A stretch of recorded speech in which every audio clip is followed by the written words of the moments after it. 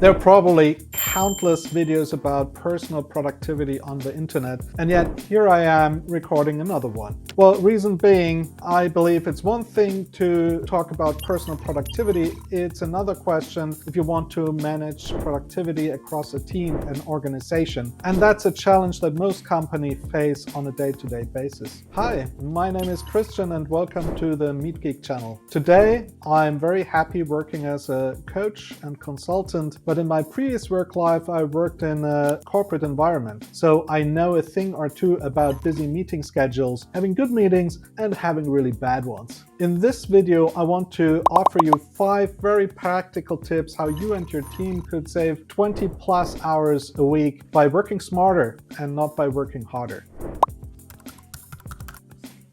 I always felt my biggest challenge was the packed meeting calendar from morning until evening, one meeting after another, calls, then calls to summarize other meetings, back and forth. And at the end of the day, half of the meetings I was invited to, I didn't even know why. So the key question is, what are the must-attend meetings versus the optional meetings where I just need to know what happened, but I don't necessarily need to actively participate? And that's where we can work smarter. With the rise of AI, there also come new solutions. In this context, I'm talking about AI-powered meeting assistants. If I use one, I can send the AI note taker into the meeting on my behalf. It records the meeting, creates a transcript, summarizes the content of the meeting, creates highlights and action points, and sends all of that to me via email after the meeting happened. This helps me stay up to date without wasting my time in meetings where I don't want to be. If you want to try it out yourself, it's actually free to sign up. The link is in the description below. Here's tip number 2, prioritize ruthlessly for yourself and your team. And I want to stress the word ruthlessly, because not all tasks on your plate are created equal.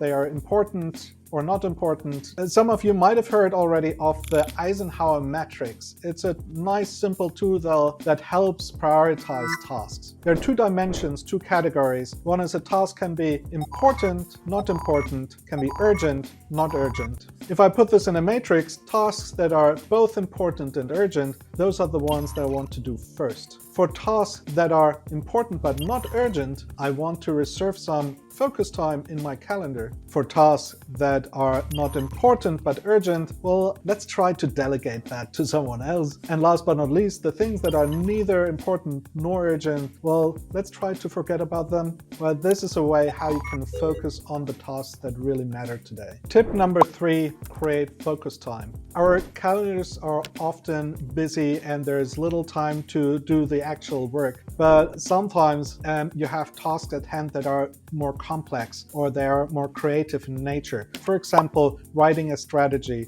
writing a marketing brief, right? So where you need more than an hour of focused work to really get into the flow.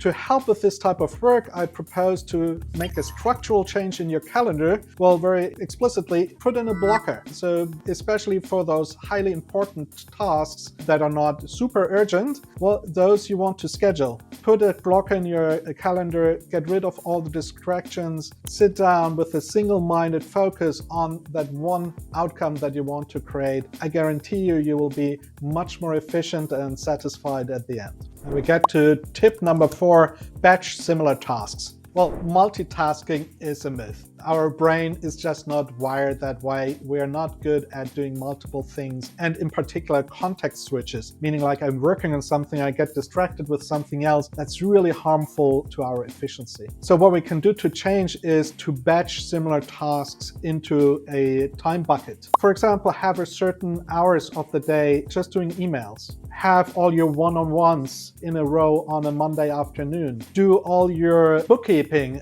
Wednesday morning. And also you can do the more harder tasks in the morning when you're still fresh rather than in the afternoon. So the idea is to reserve a block of time focused on one type of task so we can really get into the flow, and that dramatically increases our efficiency. Tip number 5 is about meeting follow-ups. I think the crucial part of a meeting is often at the end where you identify action points and decisions, or then the follow-up. Actually, I used to have a nickname called Mr. Action Points because I usually was the one who summarized the action points, assigned names, and who's doing what by when. While this is helpful, this also costs a lot of time and energy. And again, thank you, AI, offering a new opportunity to help us out. I mentioned before you can leverage AI-powered meeting assistants that summarize the meetings, identify action points, and send them out via email to all the participants. And you can go even one step further and connect the meeting assistant with your workflow tools like Monday or Asana or Slack. Now, if you want to take advantage and try it out yourself,